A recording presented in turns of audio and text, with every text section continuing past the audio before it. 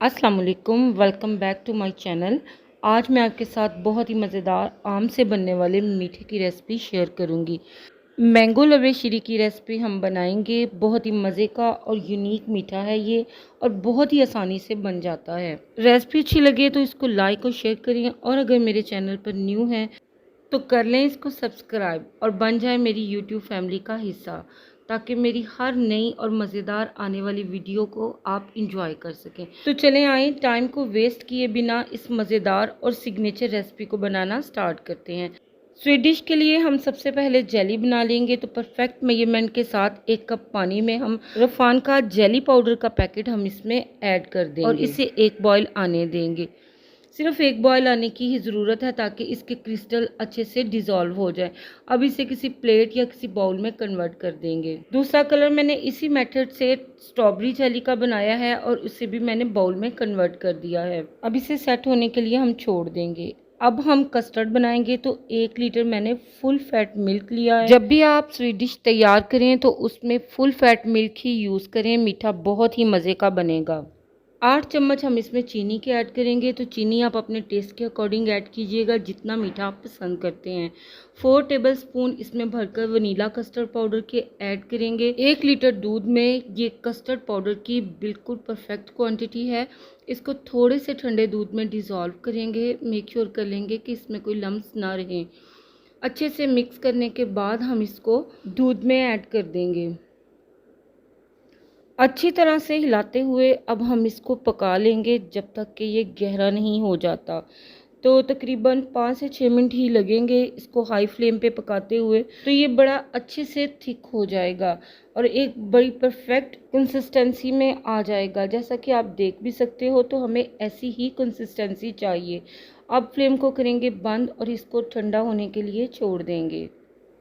तो यहाँ पर देखें, जितने टाइम में हमने कस्टर्ड को रेडी किया है, इतने टाइम में जेली हमारी बहुत अच्छे से सेट हो चुकी है। तो अब हम इनको क्यूब्स की शेप में काट लेंगे। जैसा कि आप देख सकते हो, बहुत ही ज़बरदस्त जेली सेट हुई है। दोनों जेलियों की मैं इसी तरह से क्यूब्स में कटिंग कर लूँगी। ये देखें, हमारी दोनों तरह की जेलियाँ रेडी हैं, और यहाँ पर कस्टर्ड भी हमारा रूम टेम्परेचर पे बहुत अच्छे से ठंडा हो चुका है। तो अब हम इनकी असेंबलिंग करेंगे। असेंबलिंग में मैं बॉइल्ड कलर सेवइयाँ ऐड करूँगी, तकरीबन 3 से 4 टेबलस्पून के बराबर। इनको मैंने बॉयल करके अच्छे से ठंडा कर लिया है। आप देख सकते हो, सेवइयाँ बिल्कुल भी स्टिकी नहीं है। 1 मैंगो का पल्प इसमें ऐड कर देंगे, और 1 मैंगो के चंक्स इसमें ऐड कर देंगे। थोड़ा थोड़ा सा मैं बचा लूँगी इसकी गार्निशिंग के लिए। स्ट्रॉबेरी फ्लेवर की जेली क्यूब्स ऐड कर देंगे इसमें।